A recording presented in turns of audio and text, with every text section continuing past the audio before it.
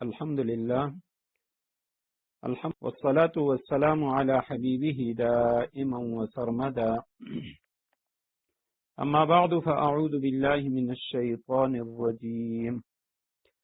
بسم الله الرحمن الرحيم.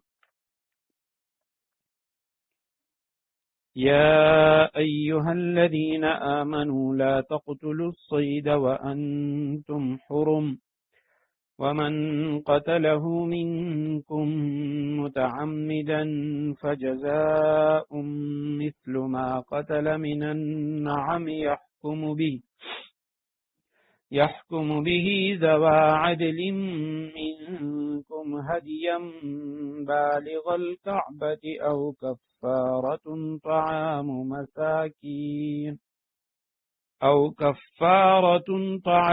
مساكين أو عدل ذلك صياما ليذوق وبال أمره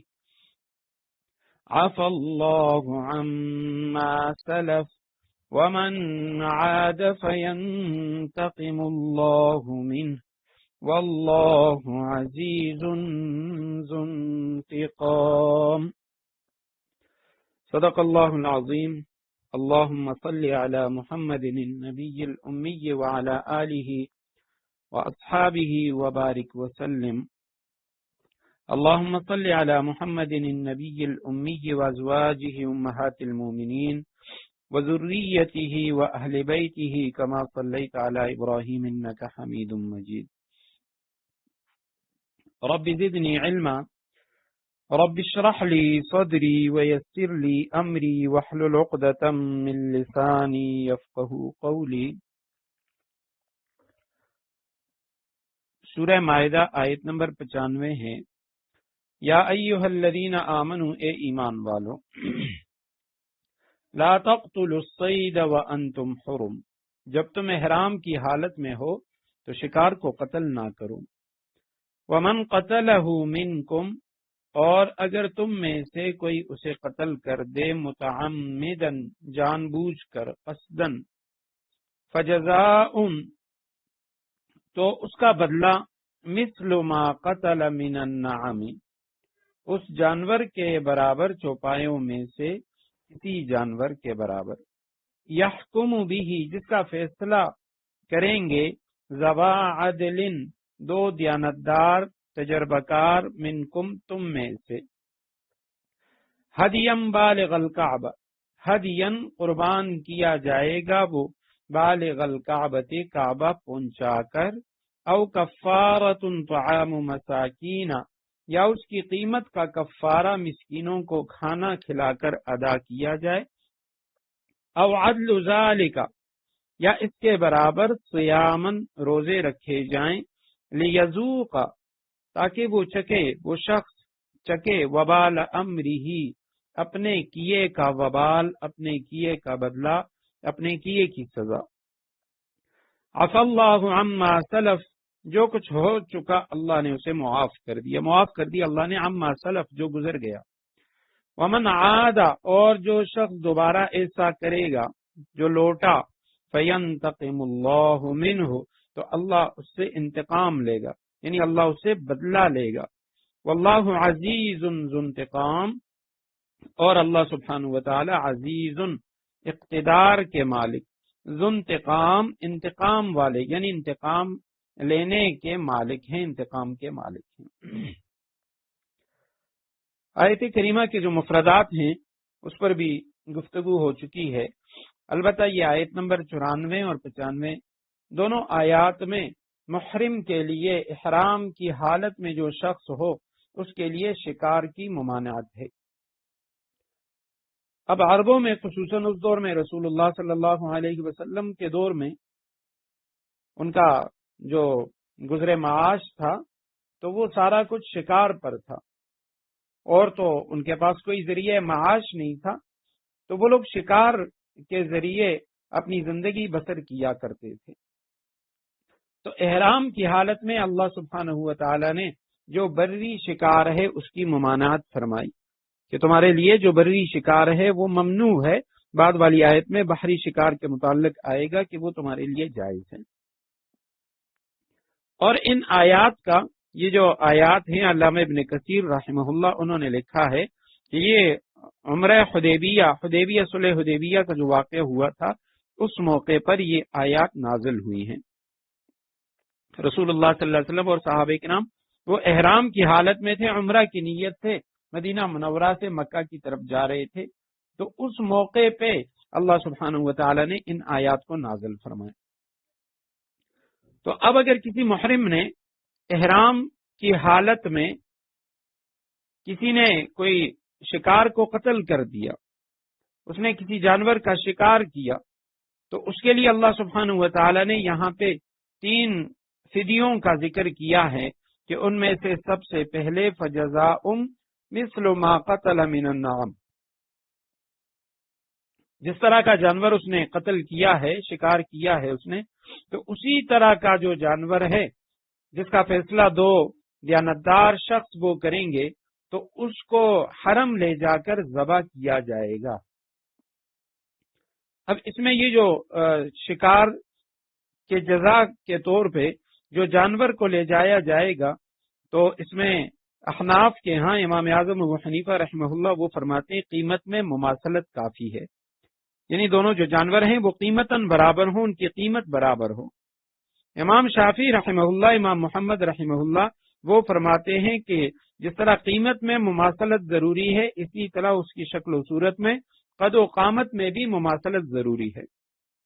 جس جانور کا شکار کیا ہے اسی جانور کے قد و قامت کا اور اسی کے شکل و صورت کا کوئی دوسرا جانور اس کو حرم کے اندر قربان کیا جائے گا۔ اور دوسری بات یہ ہے کہ اگر کوئی شخص وہ اسے جانور نہیں ملتا، اس کے بدلے کے طور پہ اسی طرح کا جانور اسے نہیں ملتا کہ جس کو وہ وہاں حرم کے اندر اس کی قربانی کرے، تو اس صورت میں دوسری صورت قرآن نے یہ بیان کی کہ کفارے کے طور پر اس جانور کی قیمت کے برابر مساکین کو کھانا کھلائے، او کفارۃ طعام مساکین۔ مثلا جو جانور ہے اس کی قیمت کا اندازہ کیا گیا، اب 50,000 روپے اس کی قیمت بنتی ہے، تو اس میں 1.25 کلو گندم یا اس کی قیمت کے برابر جتنی اس کی قیمت بنتی ہے تو اس کے بقدر وہ ایک مسکین کو دے گا۔ اب وہ جتنے پیسے ہیں تو وہ اتنے مساکین کے اوپر تقسیم کر لے۔ اور تیسری صورت او عدل ذلک صیاما، یا اسی جو مسکین کا کھانا ہے اس کے برابر وہ روزے رکھے، نہ اس کے بعد اس شکار کیے ہوئے جانور کے بدلے کے طور پر اسی کے مماثل کوئی جانور اس کے پاس موجود ہے جس کو قربانی کیا جائے، نہ اس کے پاس پیسے ہیں کہ وہ اتنے مساکین کو اس کے جو قیمت ہے وہ مساکین میں تقسیم کرے۔ تیسری صورت یہ ہے کہ وہ روزے رکھے۔ اب روزے اس کے بارے میں فرمائے کہ عدل ذالک، قیمت کے برابر، یعنی اس قیمت میں جتنے مساکین کو کھانا کھلایا جا سکتا ہے، 2.25 سیر گندم یا اس کی قیمت وہ ایک مسکین کو دی جائے گی۔ تو اب وہ جتنے مسکین بھی بنتے ہیں تو ان مسکینوں کی تعداد کے برابر وہ روزے رکھے گا، یعنی ہر 2.25 سیر گندم یا اس کی جو قیمت ہے اس کے بدلے میں، چونکہ وہ ایک مسکین کو ادا کرنا تھا، اب یہ نہیں ادا کر سکتا، تو ہر 2.25 سیر گندم کے بدلے میں یہ ایک روزہ رکھے گا۔ اور ہر 3 صورتوں میں فرمایا فیصلہ وہ تم میں سے 2 صاحب عدل و انصاف شخص وہ کریں گے کہ اس جانور کے بدلے میں کون سا جانور دیا جائے، وہ جو اس کے مماثل ہے، اور اسی طرح اس کی قیمت لگائی جائے گی تو کتنی لگائی جائے گی جو مسکینوں میں تقسیم ہو، اور اسی طرح اس قیمت کے بدلے میں کتنے روزے بنتے ہیں کہ وہ روزے وہ رکھے گا۔ اب اگر کسی نے، یہ تو حلال جانور کے متعلق ہے کہ حلال جانور کا شکار کیا، امام اعظم ابو حنیفہ رحمہ اللہ وہ فرماتے ہیں کہ حرم میں یا احرام میں عام ہے، چاہے وہ یعنی حلال جانور کا شکار کرے یا حرام جانور کا شکار کرے، دونوں صورتوں میں اس کے اوپر فدیہ آئے گا۔ امام شافعی رحمہ اللہ وہ فرماتے ہیں کہ یہ جو فدیہ ہے یہ صرف حلال جانور کا ہے، حرام جانور کا شکار کرے گا تو اس میں فدیہ نہیں آئے گا۔ جبکہ امام اعظم ابو حنیفہ رحمہ اللہ وہ فرماتے ہیں کسی حرام جانور کا جس کا گوشت نہیں کھایا جاتا، اگر اس کا شکار کیا، کوئی بھیڑیا، گیدڑ وغیرہ، تو اس کی قیمت جو ہے وہ ایک بکری سے زیادہ نہیں سمجھی جائے گی، اس کی قیمت جو لگائی جائے گی وہ ایک بکری کے برابر ہوگی۔ اور اسی طرح یہ جمہور علماء جو ہیں وہ سب اس کے قائل ہیں کہ حلال یا حرام جس طرح کا جانور بھی اس نے شکار کیا تو اس کے اوپر اس کے بدلے میں یہ کفارہ آئے گا۔ البتہ 5 موذی جانور جن کے بارے میں آپ صلی اللہ علیہ وسلم نے رخصت عنایت فرمائی کہ ان کا قتل جائز ہے، کوا ہے، چیل ہے، بچھو ہے، چوہا ہے اور باولا کتا۔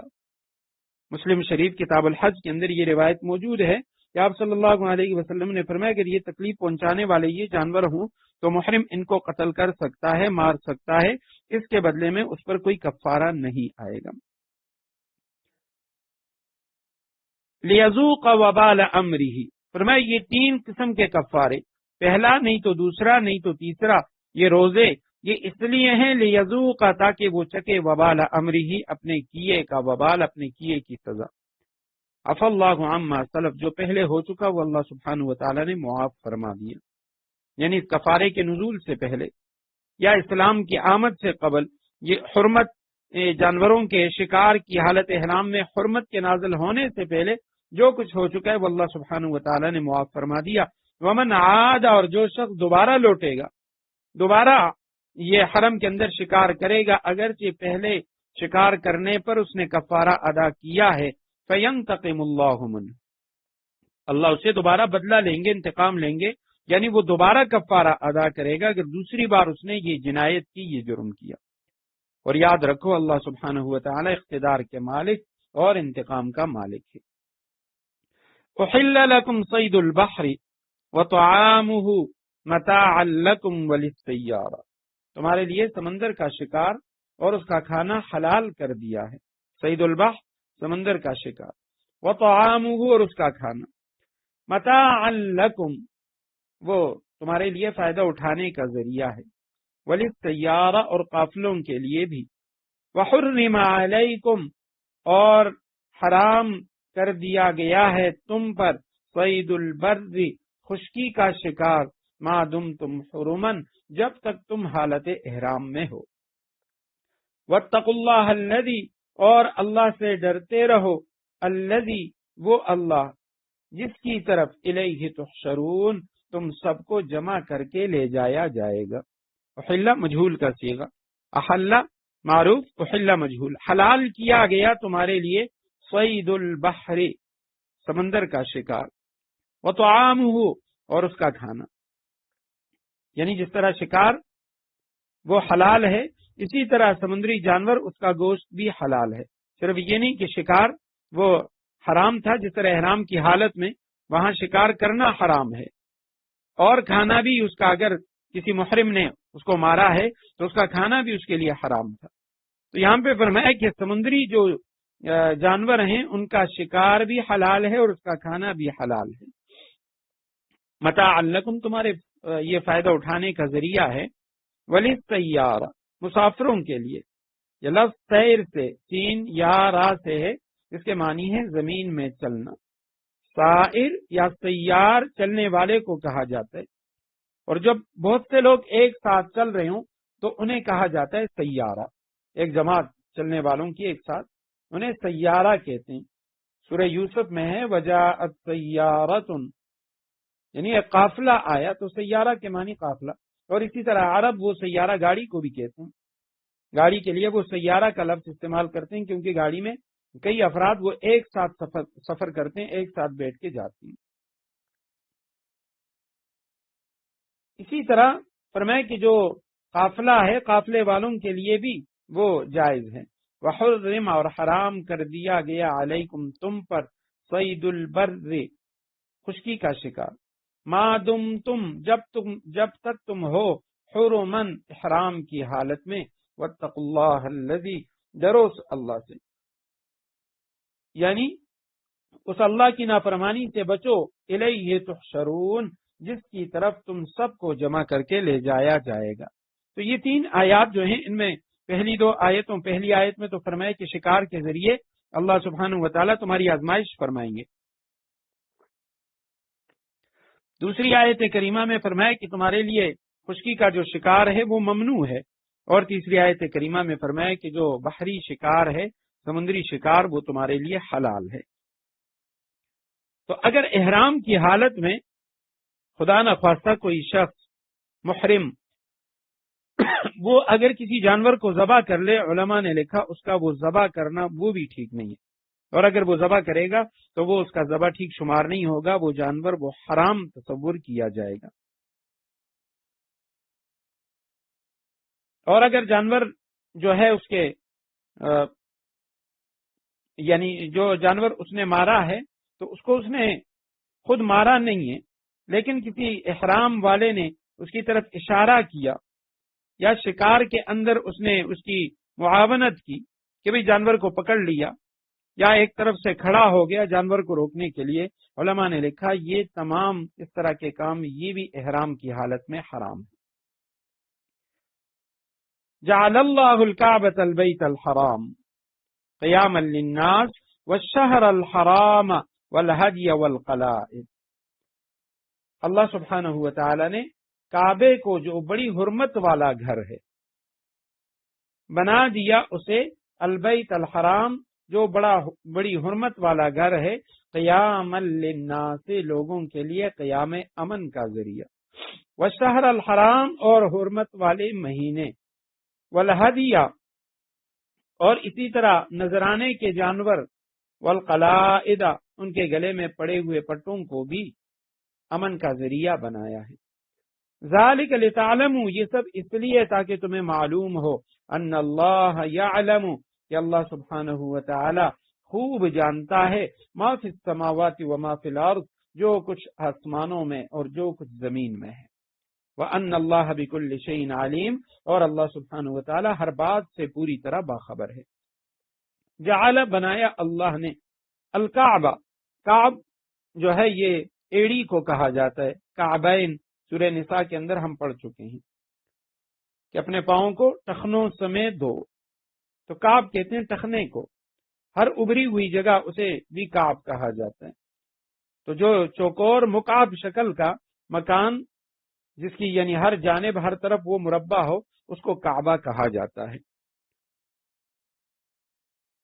تو یہاں پہ اللہ سبحانہ و تعالیٰ نے کعبہ کے ساتھ کعبۃ البیت الحرام، کعبہ کے ساتھ اللہ سبحانہ و تعالیٰ نے بیت حرام کا لفظ بڑھایا۔ اس کی وجہ یہ ہے کہ عرب میں قبیلہ خثعم ان کا بنایا ہوا ایک اور مکان بھی تھا جسے وہ کعبہ یمانیہ کہا کرتے تھے، تو اللہ سبحانہ و تعالیٰ نے اس سے امتیاز پیدا کرنے کے لیے فرمایا جعل اللہ الکعبۃ البیت الحرام، بیت گھر کو کہتے ہیں، ہر طرح کے گھر، اور عام جو لغت والے ہیں انہوں نے اس میں پھر گھر جو ہے اس کی بھی مختلف صورتیں لکھی ہیں، اس کے لیے مختلف جو نام آتے ہیں، ہر نام کی وجہ تسمیہ لکھی ہے۔ مثلا دار کا لفظ ہے، دار پورے گھر کو کہا جاتا ہے، اور بیت ایک خاص کمرے کو، جس کمرے میں رات گزاری جاتی ہے، اس کے لیے بیت کا لفظ آتا ہے۔ لیکن یہاں کعبۃ البیت الحرام، اس سے مراد خانہ کعبہ ہے کہ اللہ سبحانہ و تعالی نے کعبہ کو جو بڑی حرمت والا گھر ہے، قیام للناس، لوگوں کے قیام کا ذریعہ بنایا، یعنی قیام امن کا ذریعہ بنایا ہے، والشہر الحرام، اور اسی طرح شہر حرام۔ اگر شہر جس طرح نظر آ رہا ہے کہ واحد کا لفظ سے شہور اس کی جمع آتی ہے، تو شہر اگر واحد ہو تو شہر حرام سے پھر مراد ذی الحجہ کا مہینہ، اور اگر شہر یہ اس میں جنس لیا جائے کہ بھئی مہینے، حرمت والے مہینے، تو اس سے مراد پھر رجب، ذی قعدہ، ذی الحجہ اور محرم، یہ 4 مہینے ہیں جن میں عرب رجب کے مہینے کو انہوں نے عمرے کے لیے خاص کیا تھا، اور باقی جو 3 مہینے ہیں ذی قعدہ، ذی الحجہ اور محرم، اس کو وہ یعنی حج کے مہینے کہا کرتے تھے۔ والہدیہ، اور اسی طرح ہدی یعنی قربانی کے جانور، نذرانے کے جو جانور ہیں، والقلائد، قلائد قلادتن کی جمع ہے، وہ چیز جو گردن میں لٹکائی جائے، یعنی ہار وغیرہ، تو گلے میں پڑا ہوا پٹا، تو والقلائد، ان کے گلوں میں پڑے ہوئے جو پٹے ہیں ان کو بھی اللہ سبحانہ و تعالیٰ نے امن کا ذریعہ بنایا ہے۔ اب ایک تو جانوروں کے گلے میں وہ لوگ جب ہدیے کے جانور، قربانی کے جو جانور حاجی اپنے ساتھ لیا کرتے تھے تو ان کے گلے کے اندر وہ ہار ڈالا کرتے تھے تاکہ راستے میں کوئی ان جانوروں کو کچھ نہ کہے، اور پتہ چلے کہ یہ جب حدیبیہ کے مقام پر شمیسیہ پہاڑ، وہاں پہ آپ صلی اللہ علیہ وسلم کو روکا گیا، تو آپ صلی اللہ علیہ وسلم کے پاس جب مشرکین کی طرف سے پہلا ان کا سفیر آیا تو آپ صلی اللہ علیہ وسلم نے فرمایا یہ جو قربانی کے جانور ہیں یہ ان کے سامنے کر دو، کہ ان کے گلوں کے اندر یہ پٹا پڑا ہوا ہے تاکہ انہیں پتہ چلے کہ بھئی یہ تو حرم شریف عمرے کی نیت سے آ رہی۔ اور بعض اوقات عرب کے لوگ وہ جب حج یا عمرے کے ارادے سے جایا کرتے تھے تو وہ اپنے گلے کے اندر بھی ہار ڈالتے تاکہ کوئی اسے بھی کچھ نہ کہے۔ تو اس سے دونوں مراد ہیں، ہدیہ والقلائد، قربانی کے جانور، اور اسی طرح وہ جانور کہ جن کے گلے میں پٹے پڑے ہوئے ہیں، ہار پڑے ہوئے ہیں، یا وہ لوگ جن لوگوں کے گلوں کے اندر وہ ہار پڑے ہوئے ہیں۔ ذالک لتعلموا، یہ اس لیے تاکہ تم جان جاؤ، ان اللہ سبحانہ وتعالی یعلم، خوب جانتا ہے، ما فی السماوات و ما فی الارض، جو کچھ آسمانوں میں ہے جو کچھ زمین میں ہے، وان اللہ بکل شیء علیم، اللہ سبحانہ وتعالی ہر بات سے پوری طرح باخبر ہے۔ یہاں آیت کریمہ میں اللہ سبحانہ وتعالی نے 4 چیزوں کو، خانہ کعبہ کو اور حرمت والے مہینوں کو، قربانی کا جانور، اور اسی طرح جن کے گلوں کے اندر وہ ہار ڈالے ہوئے ہیں، تو ان کے بارے میں فرمائے کہ قیام للناس، یہ لوگوں کے لیے امن کا ذریعہ ہے۔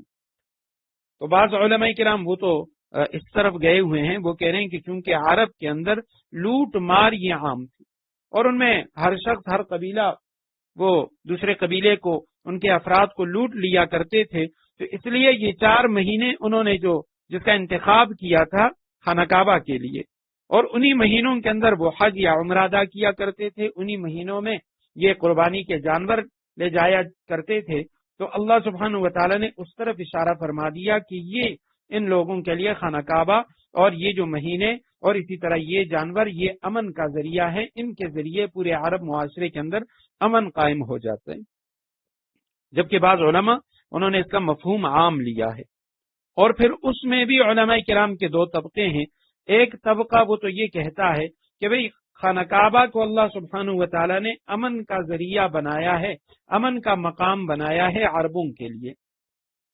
کہ وہاں جس طرح حدیث میں، بلکہ اس سے پہلے کی یہ آیات، ان میں 3 آیتوں میں ہم پڑھ چکے ہیں کہ کسی جانور کا شکار وہ بھی منع ہے،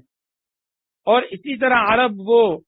یعنی اگر حدود حرم کے اندر اپنے باپ کے قاتل کو، اپنے دشمن کو بھی دیکھ لیتے تھے تو اسے بھی کچھ نہیں کہتے۔ فرمایا یہ امن کا ذریعہ ہے، امن کا مقام ہے عربوں کے لیے جو وہاں کے ارد گرد کے رہنے والے حدود حرم والوں کے لیے۔ اور جبکہ اس طبقے میں بھی دوسرے جو علماء ہیں انہوں نے اس کو عام لیا ہے، اور انہوں نے فرمایا کہ یہ قیامت کی صبح تک، جب تک یعنی خانہ کعبہ یہ قائم ہوگا، حج بیت اللہ ادا ہوگا، تب تک یہ دنیا کا نظام باقی ہوگا، اور خدا نخواستہ جس وقت حج بیت اللہ موقوف ہو گیا اور خانہ کعبہ منہدم کر دیا گیا تو پھر قیامت قائم ہوگی۔ جس طرف رسول اللہ صلی اللہ علیہ وسلم نے بھی ایک حدیث میں اشارہ فرمایا کہ قرب قیامت میں ایک حبشی بادشاہ گنگریالے بالوں والا اور ٹیڑھی پنڈلیوں والا، وہ خانہ کعبہ کو مسمار کرے گا اور اس کے خزانے کو لوٹ لے گا۔ تو یہ قرب قیامت میں ہوگا۔ حضرت عطا رحمہ اللہ جو تفسیر کے امام ہیں، انہوں نے بھی اس کی تشریح انہی الفاظ میں کی ہے، اور وہ فرماتے ہیں لو ترکوہ عاما واحدا لم ينظروا ولم يؤخروا، کہ اگر مسلمانوں نے حج بیت اللہ کا طواف وہ 1 سال کے لیے بھی چھوڑ دیا، پر میں نہ انہیں مہلت دی جائے گی اور نہ یعنی ان کو مزید کوئی وقت دیا جائے گا۔ تو اس طرف بھی اللہ سبحانہ وتعالی نے اس میں یعنی اشارہ اس کے اندر موجود ہے کہ خانہ کعبہ جب تک موجود ہے تو اس وقت تک دنیا کا نظام قائم ہے، اور جس وقت خانہ کعبہ منہدم ہو گیا تو اس وقت پھر قیامت قائم ہوگی۔ ان اللہ یعلم ما فی السماء، اللہ خوب جانتا ہے جو کچھ آسمانوں میں ہے جو کچھ زمین میں، اور اللہ سبحانہ وتعالی ہر چیز سے باخبر ہے۔ اعلموا ان اللہ شدید العقاب، یہ بھی جان رکھو کہ اللہ عذاب دینے میں سخت ہے۔ وَأَنَّ اللَّهَ غَفُورٌ رَحِيمٌ، اور یہ بھی کہ اللہ بہت بخشنے والا بڑا مہربان ہے۔ یاد رکھو یہ ان اللہ شدید العقاب، اگر اللہ عذاب دینے پہ آئے تو اللہ سبحانہ و تعالی سخت عذاب دینے پر قادر ہے۔ اور وَأَنَّ اللَّهَ غَفُورٌ رَحِيمٌ، فرمایا یہ بھی کہ اللہ بہت بخشنے والا، اگر بخشنے پہ آئے تو وہ بڑا مہربان ہے اور اس کی رحمت وہ بڑی وسیع ہے۔ تو فرما برداروں کے لیے بشارت ہے، جس طرح فرمایا کہ ایمان یہ خوف اور رجا امید کے درمیان ہے، کہ اللہ سبحانہ و تعالیٰ کی رحمت کی امید بھی ہو اور اللہ سبحانہ و تعالیٰ کے عذاب اور عقاب اس سے ڈرا بھی جائے۔ ما علی الرسول الا البلاغ واللہ یعلم ما تبدون وما تکتمون، رسول پر سوائے تبلیغ کرنے کے کوئی اور ذمہ داری نہیں ہے۔ ما علی الرسول، نہیں ہے رسول پر، الا البلاغ، سوائے تبلیغ کے، سوائے بات پہنچانے کے۔ واللہ یعلم، اور اللہ خوب جانتا ہے، ما تبدون، جو تم ظاہر کرتے ہو، جو کچھ تم کھلے بندوں کرتے ہو، وما تکتمون، اور جو کچھ تم چھپاتے ہو۔ رسول پر صرف اور صرف پہنچا دینا ہے، یعنی رسولوں کا کام وہ اللہ سبحانہ و تعالیٰ کی طرف سے دیے گئے پیغام کا پہنچا دینا ہے۔ باقی رسولوں کا کام یہ نہیں ہے کہ وہ زبردستی لوگوں کو مسلمان بنائیں یا ان پہ زبردستی اپنے دین کو مسلط کریں، ان کا کام تو تبلیغ ہے۔ حجۃ الوداع کے موقع پہ رسول اللہ صلی اللہ علیہ وسلم نے اسی طرف اشارہ کیا، الا هل بلغت، کیا میں نے پہنچا دیا؟ تو صحابہ کرام نے فرمایا ہاں یا رسول اللہ، نشہد انک قد بلغت الرسالہ، یا رسول اللہ ہم اس بات کی گواہی دیتے ہیں کہ آپ نے رسالت، جو اللہ سبحانہ و تعالیٰ کا پیغام، وہ ہم تک پہنچا دیا۔ وَأَدَّيْتَ الْأَمَانَةَ، اور جو امانت تھی وہ آپ نے ادا کر لی۔ وَنَصَحْتَ الْأُمَّةَ، اور آپ نے امت کو نصیحت فرما دی۔ وَكَشَفْتَ الْغُمَّةَ، اور کفر کے جو بادل تھے، کفر کے جو اندھیرے تھے، یا رسول اللہ آپ نے ان کو ختم کر دیا۔ فرمائے رسول کا کام صرف اور صرف پہنچا دینا ہے، اور اللہ خوب جانتا ہے جو کچھ تم ظاہر کرتے ہو، جو کچھ تم چھپاتے ہو۔ قُلْ لَا يَسْتَوِي الْخَبِيثُ وَالطَّيِّبُ، اے رسول صلی اللہ علیہ وسلم آپ کہہ دیجئے، لا يَسْتَوِي الْخَبِيثُ، برابر نہیں ہے ناپاک چیز، والطیب، اور پاکیزہ چیزیں۔ وَلَوْ أَعْجَبَكَ، اگرچہ تمہیں اچھی لگتی ہو، تمہیں تعجب میں ڈال دے، کثرت الخبیث، ناپاک چیزوں کی کثرت۔ فاتقوا اللہ، لہذا اللہ سے ڈرتے رہو، یا اولی الالباب، اے عقل والو، لعلکم تفلحون، تاکہ تمہیں فلاح حاصل ہو۔ آپ کہہ دیجئے لا یستوی، استوا یستوی کے معنی برابر ہونا، تو لا یستوی برابر نہیں ہے الخبیث، ناپاک چیز، گندی چیز، والطیب، اور پاکیزہ چیزیں، حلال چیزیں۔ ولو، اگرچہ اعجبک، اعجاب کے معنی یعنی کوئی چیز اچھی لگنا، تو اگرچہ اچھی لگے آپ کو، کثرت الخبیث، ناپاک چیزوں کی کثرت۔ فاتقوا اللہ، اللہ کی نافرمانی سے بچو۔ عام ترجمہ یہی کیا جاتا ہے کہ اللہ سے ڈرتے رہو، تو بعض علماء وہ ترجمہ کرتے ہیں کہ اتقا یتقی، اتقا کے معنی بچنا، وقا یقی کے معنی بچانا، قنا عذاب النار، اے اللہ ہمیں دوزخ کے عذاب سے بچا، تو اسی سے اتقا یتقی اس کے معنی بچنا لازمی ہے، بچو اللہ کی نافرمانی سے۔ یا اولی الالباب، اولی یہ زو کی جمع ہے، زو اس کا واحد ہے، والے کا معنی دیتا ہے والو، الباب لب کی جمع، لب عقل کو کہتے ہیں، ہر چیز کے خلاصے کو کہتے ہیں، تو یا اولی الالباب، اے عقل مندو، اللہ کی نافرمانی سے بچو، لعلکم تفلحون، تاکہ تمہیں فلاح حاصل ہو، کامیابی حاصل ہو۔ فلاح کہا جاتا ہے ہر چیز کے اندر کامیاب ہو جانا۔ اور حضرت شیخ الاسلام مفتی تقی عثمانی صاحب اپنے ایک بیان میں فرمانے لگے کہ فلاح عربی کا ایسا لفظ ہے جس کا اردو میں ہم کسی طور پہ بھی ترجمہ نہیں کر سکتے، یعنی ترجمے کا حق ادا نہیں کر سکتے۔ عام کامیابی اور کامرانی پر میں یہ بہت چھوٹے لفظ ہیں، فلاح بہت بڑا لفظ ہے۔ تو بظاہر خطاب رسول اللہ صلی اللہ علیہ وسلم سے ہے کہ آپ کہہ دیجئے خبیث چیز اور پاکیزہ چیزیں یہ دونوں برابر نہیں ہو سکتی، اگرچہ آپ کو خبیث چیز کی جو کثرت ہے وہ آپ کو اچھی لگے، وہ آپ کو تعجب میں ڈال دے، لیکن چونکہ قرآن کریم کا نزول رسول اللہ صلی اللہ علیہ وسلم کی زبانی ہوا، تو یہاں پہ خطاب اصل میں یعنی ہے تو رسول اللہ صلی اللہ علیہ وسلم سے، لیکن امت کو سنایا جا رہا ہے کہ اگرچہ آپ لوگوں کو خبیث چیز وہ اچھی لگے، لیکن کبھی بھی خبیث اور طیب یہ دونوں برابر نہیں ہو سکتے. نیکی اور بدی، برائی اور اچھائی یہ کبھی برابر نہیں ہو سکتے. تو بعض اوقات ایسے ہو جاتا ہے کہ کوئی فیشن جو ایسا یعنی ناجائز فیشن ہے، غلط فیشن ہے، وہ معاشرے کے اندر اتنا زیادہ اس کو رواج ملتا ہے کہ ہر شخص اسے اختیار کر لیتا ہے، اور پھر وہ یہ جواز پیش کرتے ہیں، دلیل دیتے ہیں کہ جی سب لوگ تو اس کے اندر مبتلا ہیں، سب لوگ تو ایسا کر رہے ہیں. تو فرمایا حلال اور حرام یہ کبھی برابر نہیں ہو سکتے، اگرچہ حرام چیز کی کثرت وہ تمہیں تعجب میں ڈالے یا اس کا جو نفع ہے وہ تمہیں خوش کرے، جیسے عام طور پہ سود ہے اور اس کے مقابلے میں حلال کاروبار ہے. تو آج ہمارے معاشرے میں سود تقریباً ہر چیز کے اندر در آیا ہے، ہر چیز کے اندر شامل ہے. تو لوگ بہت سارے سودی کاروبار ہیں، ان سے اپنے آپ کو نہیں بچاتے، کہتے ہیں کہ فلاں وہ تو بڑا دیندار ہے، فلاں تو ایسا ہے، وہ بھی یہ کرتا ہے. اسٹیٹ لائف وغیرہ یہ جو چیزیں ہیں، اب اس سے متعلق علماء کے فتاوی موجود ہیں، اگرچہ کچھ ایسے علماء بھی ہیں، علماء سود جنہوں نے فتویٰ دیا نہیں جی یہ بھی کاروبار کی ایک شکل ہے اور لہٰذا یہ جائز ہے، سود نہیں ہے، اور اس کے اندر سب مبتلا ہیں.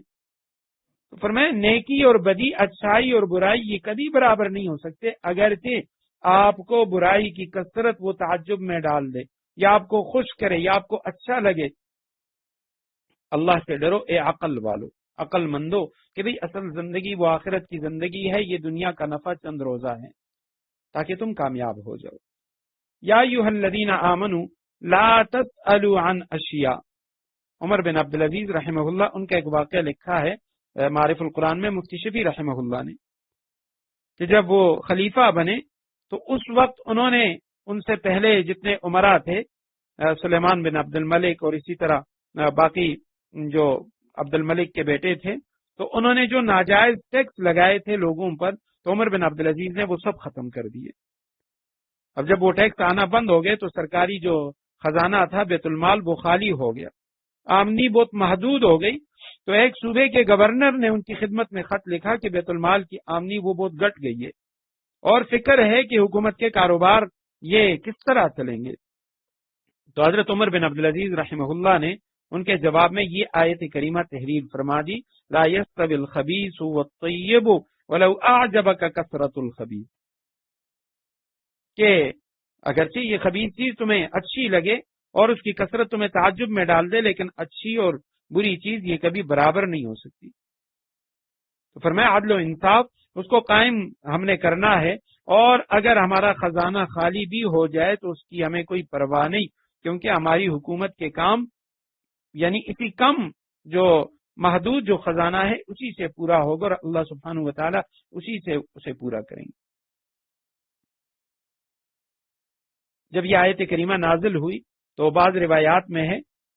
کہ بلکہ شراب کی حرمت کے متعلق، جب شراب کی حرمت نازل ہوئی اور اس کی خرید و فروخت وہ ممنوع قرار دی گئی، تو ایک شخص نے جس کا کاروبار وہ شراب فروشی تھا، تو انہوں نے بہت سارا مال بھی جمع کیا تھا. تو آپ صلی اللہ علیہ وسلم سے اس نے سوال کیا، یا رسول اللہ یہ مال جو شراب کی تجارت سے میرے پاس جمع ہوا ہے، اگر میں اس کو کسی نیک کام میں خرچ کروں تو کیا وہ میرے لیے مفید ہوگا؟ تو آپ صلی اللہ علیہ وسلم نے فرمایا اگر تم اس کو حج یا جہاد وغیرہ میں خرچ کرو گے تو اللہ کے نزدیک مچھر کے ایک پر کے برابر بھی قیمت نہ رکھے گا، کیونکہ یہ حرام ہے. علماء نے لکھا کہ حرام مال کا صدقہ کرنا، صدقے کی نیت سے حرام مال دینا یہ بھی گناہ ہے. اگر کسی کے پاس کچھ سودی رقم آ گئی، کوئی حرام کے پیسے آ گئے، تو فرمایا اگر کسی کو دے رہا ہے، اپنی جان چھڑا رہا ہے، تب بھی صدقے کی نیت نہیں کرے گا، بغیر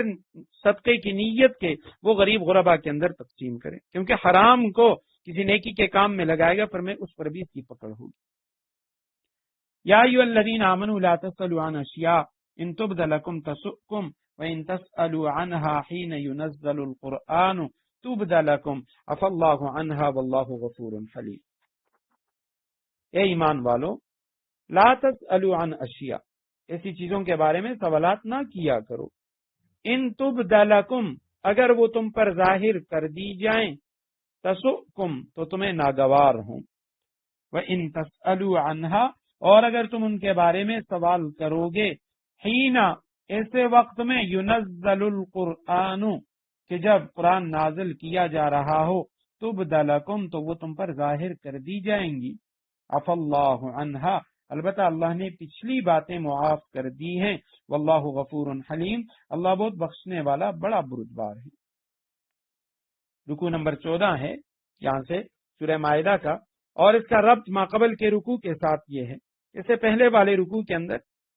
شکار کے متعلق جو خشکی کا شکار ہے اس سے متعلق ابتلا آزمائش کا ذکر تھا، اور اسی طرح خبیث اور طیب ان کے درمیان فرق کا ذکر تھا۔ اب یہاں اس رکوع کے اندر ابتلا اور آزمائش ہے اس حوالے سے کہ بھئی جو غیر ضروری سوالات ہیں ان سے اپنے آپ کو بچانا، غیر ضروری سوالات ان سے اپنے آپ کو بچانا، اور جو جاہلی رسومات ہیں ان سے اجتناب کا ذکر ہے۔ یا ایھا الذین آمنوا اے ایمان والو، لا تسألوا تم سوال نہ کرو، نہیں کا صیغہ ہے جمع کا، عن اشیاء شے کی جمع، بہت ساری ایسی چیزوں کے بارے میں، ان اگر تبدلکم وہ تمہارے لیے ظاہر کر دی جائیں، اوپر بھی گزر چکا یعلم ما تبدون آیت نمبر 99 میں، تو بدا یبدو اس کے معنی ظاہر کرنا، ان تبدا اگر ظاہر کر دی جائیں لکم تمہارے لیے تسؤکم، یہ اصل میں یہ جو تبدا کا لفظ ہے یہ تبدا تھا، تو یہ ان کے آنے کی وجہ سے اس کے آخر سے جو یا تھی وہ یا حذف ہو گئی، مضارع کا صیغہ ہے واحد مؤنث غائب کا، اگر وہ ظاہر ہو جائے، ابدا یبدی ابدا کے معنی ظاہر ہونا، ظاہر کرنا، تو تسؤکم وہ تم کو بری لگے، وہ تمہیں ناخوش کرتی ہے، مضارع واحد مؤنث غائب کا صیغہ ہے تسؤ۔ وَإِن تَسْأَلُوا اور اگر تم سوال کرو عنہا اس سے متعلق، حین اس وقت، ينزل القرآن جب قرآن نازل کیا جا رہا ہو، تبدلکم تو تمہارے لیے ظاہر کر دی جائے گی وہ چیز، عفا اللہ اللہ نے معاف کر دیا عنہا اس سے، یعنی جو اللہ نے پچھلی جو باتیں تھیں وہ اللہ سبحانہ و تعالی نے معاف فرما دی، اور اللہ سبحانہ و تعالی بہت بخشنے والا بڑا بردبار ہے۔ تو یہاں اللہ سبحانہ و تعالی نے پہلی آیت کریمہ میں جو غیر ضروری سوالات ہیں، بے ضرورت سوالات، اسے ممانعت فرما دی کہ بعض لوگوں کو اللہ کے احکام میں بلا ضرورت تدقیق اور بال کی کھال نکالنے کا شوق ہوتا ہے، تو جو احکام نہیں دیے گئے ان کے متعلق بغیر کسی داعیہ ضرورت کے سوالات کرنا یہ منع ہے۔ تو ایسے بہت سارے واقعات رسول اللہ صلی اللہ علیہ وسلم کے سامنے آتے، اور آج بھی لوگ اس قسم کے سوالات کرتے ہیں جن کا نہ کوئی علم سے تعلق ہوتا ہے نہ عمل سے تعلق ہوتا ہے۔ صحیح مسلم میں ایک روایت ہے حضرت اقرا ابن حابس رضی اللہ تعالیٰ عنہ کی، کہ جب حج کی فرضیت نازل ہوئی تو حضرت اقرا ابن حابس رضی اللہ تعالیٰ عنہ نے سوال کیا کہ یا رسول اللہ، کیا ہمارے ذمے حج یہ ہر سال فرض ہے کہ ہم ہر سال حج ادا کریں گے؟ تو آپ صلی اللہ علیہ وسلم خاموش رہے۔ اس کے بعد انہوں نے دوبارہ سوال کیا، پھر آپ صلی اللہ علیہ وسلم خاموش رہے۔ انہوں نے پھر تیسری بار سوال کیا تو اس وقت آپ صلی اللہ علیہ وسلم نے تنبیہ فرمائی اور فرمایا اگر میں تمہارے جواب میں یہ کہہ دیتا کہ ہاں ہر سال حج فرض ہے تو پھر ایسا ہی ہوتا اور تم اس کو پورا نہ کر سکتے۔ اس کے بعد ارشاد فرمایا کہ جن چیزوں کے متعلق میں تمہیں کوئی حکم نہ دوں ان کو اسی طرح رہنے دو، ان میں مین میخ نہ نکالو، ان میں کھود کرید نہ کرو، اور تم سے پہلے بعض امتیں اسی کثرت سوال کے ذریعے ہلاک ہو چکی ہیں کہ جو چیزیں اللہ اور اس کے رسول نے فرض نہیں کی تھی سوال کر کے ان کو فرض کر لیا اور پھر اس کی خلاف ورزی میں مبتلا ہو گئے۔ فرمائے تم ایسا نہ کرو، بس جو حکم اللہ نے دیا ہے اس کو لے لو اور باقی چیزوں کے بارے میں سوال نہ کرو۔ بنی اسرائیل کے متعلق سورہ بقرہ میں ہم پڑھ چکے ہیں کہ حضرت موسیٰ علیہ السلام کے دور میں جب ایک شخص کا قتل ہوا اور ان کو حکم ہوا کہ ایک بچڑا وہ گائے اسے ذبح کریں، تو انہوں نے سوالات شروع کر لیے کہ کیسے ہو، اس کی عمر کیا ہو اور اس کی صفات کیا ہوں، اس کی رنگت کیا ہو۔ تو پھر اللہ سبحانہ و تعالیٰ نے ان کو بھی مشکل میں ڈال دیا۔ آپ صلی اللہ علیہ وسلم نے فرمایا اگر یہ لوگ اس طرح سوالات نہ کرتے تو جس گائے کو بھی ذبح کرتے اور جس طرح اللہ نے حکم دیا ہے اس طرح کر لیتے تو ان کا مردہ و زندہ ہو جاتا اور وہ اپنے قاتل کے بارے میں بتا دیتے۔ ایک روایت میں آتا ہے ذرونی ما تورکتم، کہ چھوڑ دو مجھے،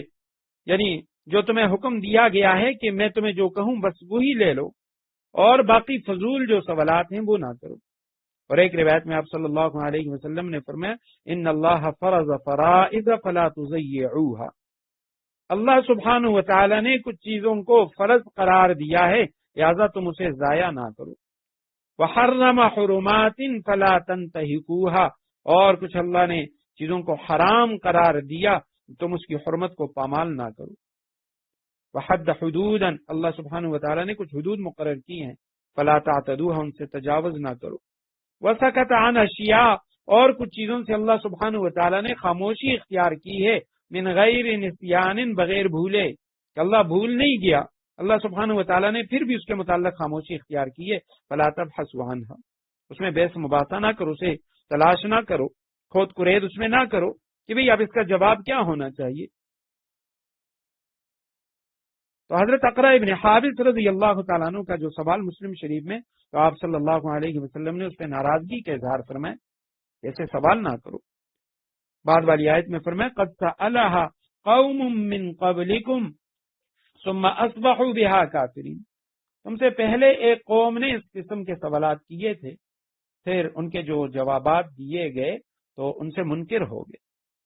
قد سألها، یقیناً سوال کیا تھا، قوم نے، قوم نے، من قبلکم، تم سے پہلے، ثم اصبحوا، پھر وہ ہو گئے، بہا کافرین، اس کا انکار کرنے والے، اس سے منکر ہو گئے۔ رسول اللہ صلی اللہ علیہ وسلم نے ایک موقع پہ اسی طرح آپ صلی اللہ علیہ وسلم غصے کی حالت میں ممبر پہ تشریف فرما ہوئے اور پھر صحابہ کرام سے فرمائے تم مجھ سے جو بھی سوال کرنا چاہتے ہو سوال کرو، میں تمہیں اس کا جواب دوں گا۔ ایک صحابی وہ کھڑے ہو گئے اور انہوں نے کہا یا رسول اللہ آپ مجھے یہ بتائیے کہ میرے باپ کا نام کیا ہے۔ آپ صلی اللہ علیہ وسلم نے ان کے جو والد تھے ان کا نام بتایا کہ تمہارے باپ کا نام یہ ہے۔ ان کی والدہ بھی اس مجلس میں تھی تو وہ کھڑی ہو گئی اور اپنے بیٹے کو برا بلا کہنے لگی کہ تم نے پوری مجلس میں مجھے رسوا کر دیا، رسول اللہ صلی اللہ علیہ وسلم سے تو نے یہ سوال کیوں کیا؟ تو انہوں نے کہا میں نے اس تصدیق کے لیے کہ رسول اللہ صلی اللہ علیہ وسلم میرے متعلق کیا فرماتے ہیں کہ واقعتاً میں کس کا بیٹا ہوں۔ تو فرمایا اس طرح کے جو سوالات ہیں اس سے منع کیا گیا کہ بے ضرورت بے جا سوال کہ جس کا علم سے عمل سے کوئی تعلق نہ ہو۔ حضرت شیخ الاسلام مفتی تقی عثمانی صاحب فرماتے ہیں کہ ایک مرتبہ مجھے رات کے آخری پہر یعنی کافی رات گزر گئی تھی اور اس وقت موبائل وغیرہ نہیں تھے، PTCL پہ کہتے ہیں جب گنتی بجی تو میں اٹھا اور میں آیا تو میں نے جیسے ہی فون ریسیو کیا کہ بھئی خدا نخواستہ کوئی اس طرح کا کوئی مسئلہ ہو گیا، کوئی فوتگی ہو گئی، کوئی ایمرجنسی ہو گئی کہ اس وقت انہوں نے کال کی ہے، تو میں نے جیسے ہی ریسیور اٹھایا اور سلام کیا تو کہتے ہیں کراچی کے چند نوجوان تھے، ان میں سے ایک بول رہا تھا، اس نے کہا جی میں فلاں جگہ سے بات کر رہا ہوں، اور ہم کچھ دوست بیٹھے ہوئے تھے آپس میں تو بحث و تکرار ہو رہی تھی، تو کچھ ایک ساتھی نے کہا کہ اصحاب کہف کا جو کتا تھا اس کا رنگ یہ ہے، دوسرے نے کہا نہیں یہ رنگ نہیں ہے یہ، تو ہم نے کہا چلیں مفتی تقی عثمانی صاحب سے پوچھتے ہیں وہ ہمیں بتائیں گے کہ اس کا رنگ کیا۔ تو حضرت فرماتے ہیں کہ مجھے یعنی اس پہ بہت سخت افسوس ہوا اور میں نے ان نوجوانوں سے کہا کہ اتنی رات آپ کو اس کی کیا ضرورت پڑی، اور اگر آپ لوگوں کو اس بارے میں معلوم بھی ہو جائے کہ ان کے کتے کا رنگ سرخ تھا یا کالا تھا اس سے تمہیں کیا فائدہ ہوگا؟ یہ تو کوئی علمی بات نہیں ہے، کوئی عمل کی بات نہیں ہے، کوئی سیکھنے کی بات نہیں ہے۔ فرمایا لا تسألوا عن اشیاء ان تبد لکم تسؤکم، ایسی چیزوں کے بارے میں سوالات نہ کیا کرو کہ اگر تم پر ظاہر کر دی جائیں تو تمہیں ناگوار ہوں، اور اگر تم ان کے بارے میں اسے وقت میں سوال کرو گے کہ جب قرآن نازل ہو رہا ہے تو اللہ سبحانہ و تعالی اس سے متعلق تمہیں اس کی تفصیلات سے آگاہ کر لیں گے، تمہیں اس کا جو حکم ہے وہ اللہ سبحانہ و تعالی بتا دیں گے۔ عفا اللہ عنہا، اور ہاں علماء نے لکھا ہے کہ یعنی کسی مسئلے کے اندر تحقیق کرنا وہ الگ چیز ہے، کسی خاص مسئلے کے اندر تحقیق کرنا، اس کی تہ میں جانا، اس کی جو جزیات ہیں ان جزیات کو معلوم کرنا وہ ایک الگ چیز ہے۔ البتہ یہاں جو روکا جا رہا ہے تو وہ بے ضرورت بے جا بلا موقع جو سوالات ہوتے ہیں تو ان سوالات کے بارے میں۔ ما جعل اللہ من بحیرۃ ولا سائبۃ ولا وسیلۃ ولا حام، اللہ نے کسی جانور کو نہ بحیرہ بنایا ہے، ولا سائبۃ نہ سائبہ بنایا ہے، ولا وسیلۃ نہ وسیلہ بنایا ہے، ولا حام اور نہ حامی بنایا ہے، ولکن الذین کفروا، لیکن جن لوگوں نے کفر اپنایا ہوا ہے، یفترون علی اللہ الکذب، وہ اللہ پر جھوٹ باندھتے ہیں، وَأَكْثَرُهُمْ لَا يَعْقِلُونَ، اور ان میں سے اکثر لوگوں کو صحیح سمجھ نہیں ہے۔ ما جعل اللہ، نہیں بنایا اللہ نے، من بحیرۃ، کسی بھی جانور کو بحیرہ۔ اب یہ چار قسم کے یہاں پہ اصطلاحات ہیں، بحیرہ، سائبہ، وسیلہ اور حام۔ تو چونکہ عرب کے اندر، مشرکین کے اندر یہ رواج تھا کہ مختلف جانوروں کو وہ بتوں کے نام پہ چھوڑ دیا کرتے تھے۔ اب ان میں مختلف جانور تھے، انہوں نے مختلف نام رکھے ہوئے تھے۔ تو اس میں ایک جو ہے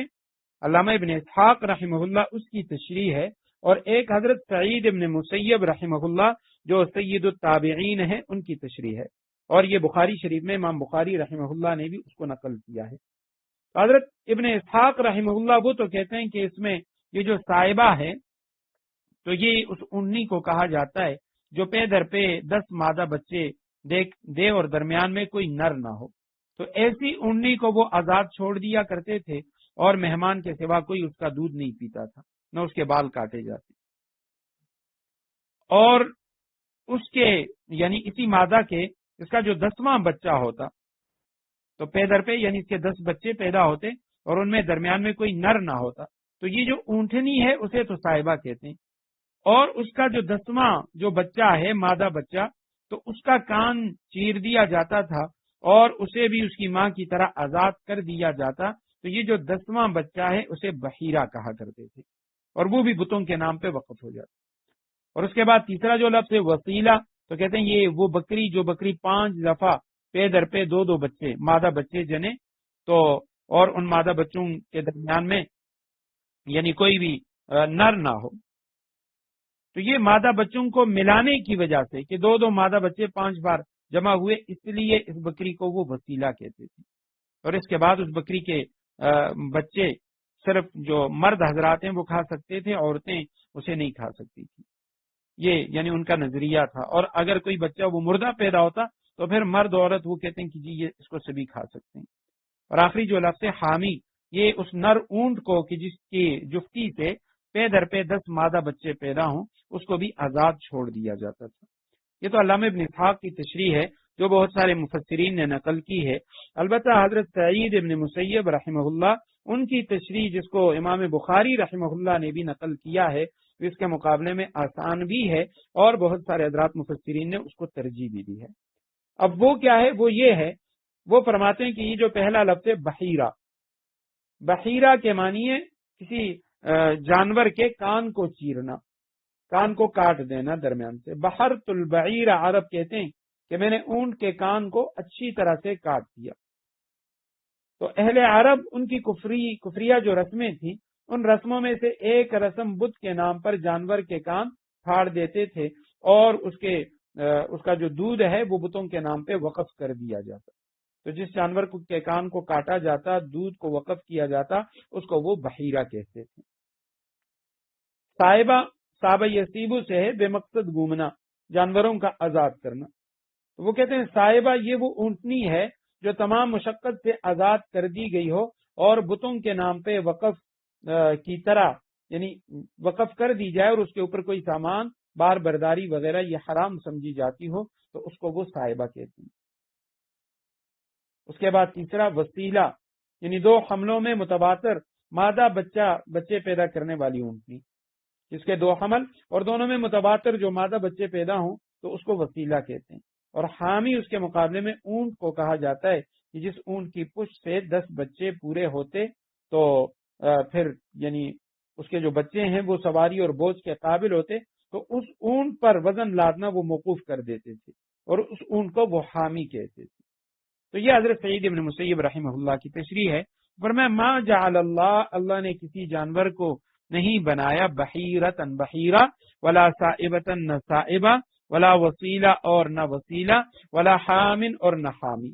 کہ سائبہ یعنی وہ اونٹنی جو تمام مشقت سے آزاد کر دی گئی ہو، بتوں کے نام پر وقف ہو تو اس کے اوپر بار برداری۔ بحیرہ یعنی وہ جانور، وہ اونٹ یا اونٹنی کہ جس کو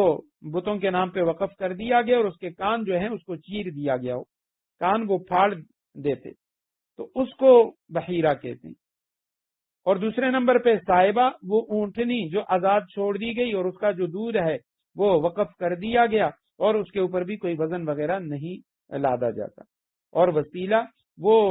اونٹنی کہ جو متواتر 2 حملوں میں مادہ بچے پیدا کرے، اور حام اس کے مقابلے میں اونٹ کہ جس اونٹ کی پشت سے 10 بچے یعنی پیدا ہوں اور وہ سواری اور بوجھ کے قابل ہوں، تو وہ جو اونٹ ہے اس کو بھی حامی کہتے تھے اور اس کو آزاد چھوڑ دیا کرتے تھے۔ وَلَٰكِنَّ الَّذِينَ كَفَرُوا، لیکن یہ لوگ جنہوں نے کفر کو اپنا لیا ہے، یفترون علی اللہ الکذب، افتراء کے معنی جھوٹ باندھنا۔ اب یہاں پہ اس کے بعد دوبارہ کذب کا لفظ بھی آ گیا، تو دونوں کو ملا کے دونوں کا معنی ہے یفترون الکذب، وہ جھوٹ باندھتے ہیں علی اللہ، اللہ پر، یعنی اللہ پر جھوٹ باندھتے ہیں، اللہ کی طرف جھوٹی نسبت کرتے ہیں۔ وَأَكْثَرُهُمْ لَا يَعْقِلُونَ، اور ان میں سے اکثر لوگوں کو صحیح سمجھ نہیں ہے، وہ سمجھتے نہیں ہیں۔ آج بھی یہ جو درباروں پہ جو کچھ ہو رہا ہے تو اکثر وہ بے وقوف لوگ ہوتے ہیں، وہ سمجھتے نہیں ہیں کہ بھی ان کو کس راستے پہ لگا لیا گیا اور کس طریقے سے وہ دین کے نام پہ ان لوگوں کے مالوں کو بھی لوٹتے ہیں اور ان لوگوں کو غلط راستہ دکھاتے ہیں، اور وہ لوگ اللہ سبحانہ و تعالی اور اللہ کی رسول کی تعلیمات سے بھی غافل ان کو رکھا جاتا ہے۔ وَإِذَا قِيلَ لَهُمْ تَعَالَوْا إِلَى مَا أَنزَلَ اللَّهُ وَإِلَى الرَّسُولِ، جب ان سے کہا جاتا ہے تعالوا، آ جاؤ، إِلَى مَا أَنزَلَ اللَّهُ، اللہ نے جو کلام نازل کیا ہے اس کی طرف، وَإِلَى الرَّسُولِ، اور رسول کی طرف۔ قَالُوا حَسْبُنَا مَا وَجَدْنَا، تو وہ کہتے ہیں کہ حسبنا، کافی ہے ہمارے لیے وہی کافی ہے، ما وجدنا علیہ آباءنا، جس پر ہم نے اپنے باپ دادوں کو پایا ہے۔ اولو کان آباؤہم، بھلا اگر ان کے باپ دادے ایسے ہوں، لا یعلمون شیئا، ان کے پاس کوئی علم نہ ہو، ولا یہتدون، اور نہ کوئی ہدایت ہو، تو کیا پھر بھی یہ انہی کے پیچھے چلتے رہیں گے؟ وَإِذَا قِيلَ، قَالَ کا مجھول ہے، جب کہا جاتا ہے ان سے تعالوا، آ جاؤ، الی ما انزل اللہ، اللہ کی کتاب کی طرف، وَإِلَى الرَّسُولِ، رسول اللہ صلی اللہ علیہ وسلم کی تعلیمات کی طرف، قالوا، یہ لوگ کہتے ہیں مشرک، یہ بدعتی لوگ، اللہ سبحانہ و تعالی سے غافل لوگ، حسبنا، کافی ہے ہمارے لیے، ما، وہ دین، وہ چیز، وجدنا، ہم نے پایا، علیہ، اس پہ، آباءنا، اپنے باپ دادوں کو۔ اللہ سبحانہ و تعالی اس کا جواب دیتے ہیں اولو کانا، اگرچہ ہوں ان کے آباؤہم، ان کے باپ دادے، لا یعلمون، کچھ نہ جاننے والے، یعنی ان کے پاس علم بھی نہ ہو، ولا یہتدون، نہ کوئی ہدایت ہو، تو کیا پھر بھی یہ انہی کے پیچھے چلتے رہیں گے؟ پھر بھی یہ اپنے باپ دادوں کے دین پہ چلتے رہیں گے، انہی کی بات مانیں گے؟ یا ایھا الذین آمنوا علیکم انفسکم لا یضرکم من ضل اذا اہتدیتم الی اللہ مرجعکم جمیعا، اے ایمان والو، علیکم انفسکم، تم اپنی فکر کرو، لا یضرکم من ضل اذا اہتدیتم، اگر تم صحیح راستے پر ہوگے تو جو لوگ گمراہ ہیں، لا یضرکم، وہ تمہیں کوئی نقصان نہیں پہنچا سکتے، من ضل، جو گمراہ ہیں، اذا اہتدیتم، جب تم صحیح راستے پر ہوگے، الی اللہ مرجعکم جمیعا، اللہ ہی کی طرف تم سب کو لوٹ کر جانا ہے، فینبئکم، وہ تمہیں بتائے گا، وہ تمہیں خبردار کرے گا، بما کنتم تعملون، کہ تم کیا عمل کرتے رہے ہو۔ یا ایھا الذین آمنوا، اے ایمان والو، علیکم انفسکم، یہ عرب کا ایک محاورہ ہے، علیکم انفسکم، علیکم کے معنی یعنی لازم ہے تم پر، تو مثلا عرب کہتے ہیں علیک زید، زید کو لازم پکڑو، یعنی زید کے پیچھے چلو، زید کو دیکھو، تو علیکم انفسکم، اس کے معنی تم اپنی فکر کرو،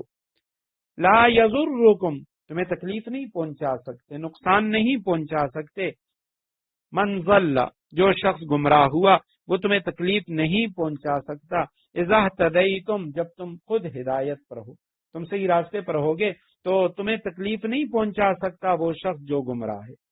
اللہ ہی کی طرف تمہارا لوٹنا ہے سب کے سب کا۔ فینبئکم، وہ تمہیں خبر دے گا، تمہیں خبردار کرے گا، بما کنتم تعملون، جو کام تم کیا کرتے تھے، جو عمل تم کیا کرتے تھے۔ تو آیت کریمہ میں اللہ سبحانہ و تعالیٰ فرماتے ہیں تم اپنی فکر کرو، اپنی جانوں کی فکر کرو۔ تو یہاں اللہ سبحانہ و تعالیٰ نے انسان کی اصلاح کا ایک بڑا عظیم جو پہلو ہے اس کو لیا ہے۔ آج معاشرے کے اندر بھی ہمارے ہاں دیکھا جائے ہر شخص اس کو اس کی فکر ضرور ہے کہ جی معاشرے کے اندر گناہ بہت زیادہ ہو گئے، لوگ جو ہیں وہ یعنی جھوٹ کی طرف جا رہے ہیں، دھوکے کی طرف جا رہے ہیں۔ اسلامی معاشرے کے اندر بھی دھوکہ، ملاوٹ، یہ ساری چیزیں عام ہیں، لیکن ہم کرتے کیا ہیں؟ ہم کہتے ہیں جی میں معاشرے کی اصلاح کرتا ہوں، بڑی بڑی تنظیمیں بنتی ہیں اصلاح معاشرہ کے نام سے کہ لوگوں کی اصلاح کرتے ہیں۔ تو قرآن نے کہا علیکم انفسکم، تم معاشرے کی اصلاح اپنے آپ سے شروع کرو۔ علماء نے مثال لکھی ہے کہ آج پوری دنیا میں دیکھا جائے تو قسم قسم کی تنظیمیں ہیں۔ مثلا سرکاری ملازمین ہر طبقے کے جو ہیں ان کی الگ الگ تنظیمیں ہیں، اپنی اپنی تنظیمیں۔ اسی طرح خواتین کی تنظیمیں، مزدوروں کی تنظیمیں، ورکر کی تنظیمیں، سب نے بنائی ہیں اپنی حقوق کے لیے کہ ہمارے جو حقوق ہیں وہ ہمیں دیے جائیں، اور وہ اپنے حقوق کے لیے لڑ رہے ہیں۔ فرمایا اگر ایک شخص، ہر شخص وہ یہ خیال کرے کہ اللہ سبحانہ و تعالیٰ نے مجھے جو فرائض سونپے ہیں، مجھ پہ جو اللہ سبحانہ و تعالیٰ نے دوسرے لوگوں کے حقوق رکھے ہیں، میرے والدین کے حقوق، میری گھر والی کے حقوق، میرے بچوں کے حقوق، میرے جو ماتحت لوگ ہیں ان کے حقوق، اسی طرح ایک بادشاہ پر رعایا کے حقوق پر، میں اگر وہ اسے ادا کرنا شروع کرے تو یہ تمام جو تنظیمیں ہیں اس کی کوئی ضرورت باقی نہیں رہتی۔ اگر ایک مالک آقا وہ مزدوروں کے جو حقوق ہیں اسے ادا کرے تو مزدوروں کی جو تنظیم ہے اس کی ضرورت باقی نہیں رہتی۔ تو قرآن نے فرمایا علیکم انفسکم، تم اپنی فکر کرو، تمہارے اوپر جو فرائض ہیں تم انہیں ادا کرو۔ پورا کا پورا معاشرہ اگر ہر شخص وہ یہی خیال کرے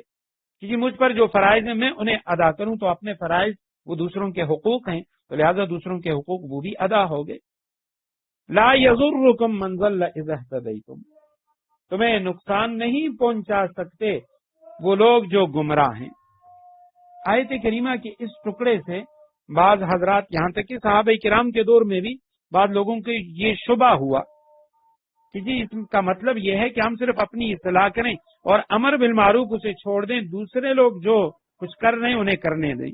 تو ان کے گناہ وہ ہمیں کچھ نقصان نہیں پہنچائیں گے۔ اس طرح نہیں ہے۔ حضرت صدیق اکبر رضی اللہ تعالیٰ عنہ نے اس دور میں خطبہ ارشاد فرمایا اور فرمایا کہ تم لوگ اس آیت کریمہ کو پڑھتے ہو اور اس کو بے موقع استعمال کرتے ہو کہ امر بالمعروف کی ضرورت نہیں۔ فرمایا خوب سمجھ لو، میں نے رسول اللہ صلی اللہ علیہ وسلم سے سنا ہے جو لوگ کوئی گناہ ہوتا ہوا دیکھیں اور پھر اس کو روکنے کی کوشش نہ کریں تو قریب ہے کہ اللہ تعالیٰ مجرموں کے ساتھ ان دوسرے لوگوں کو بھی عذاب میں پکڑ لیں۔ تو امر بالمعروف فرمایا یہ نہیں ہے کہ بھئی آپ اپنی فکر کریں دوسروں کو چھوڑ دیں، نہیں، آیت کریمہ کا اصل مطلب یہ ہے کہ جب ہر شخص وہ اس کے اوپر جو فرائض ہیں وہ ان فرائض کو ادا کرے گا تو انشاءاللہ اس کے ساتھ معاشرہ ٹھیک ہوگا، اور اس کا یہ جو مفہوم مخالف ہے وہ لینا وہ درست نہیں ہے کہ ہم کہیں کہ نہیں جی بس باقی لوگ جو کچھ کریں ہماری اس پہ پکڑ نہیں ہوگی۔ فرمایا نہیں، اس کے بارے میں تم سے پوچھا جائے گا۔ فَيُنَبِّئُكُم بِمَا كُنتُمْ تَعْمَلُونَ، اللہ سبحانہ وتعالی اس وقت تمہیں بتائے گا تم کیا عمل کرتے رہے۔ بارک اللہ لی ولکم فی القرآن العظیم ونفعنی وإیاکم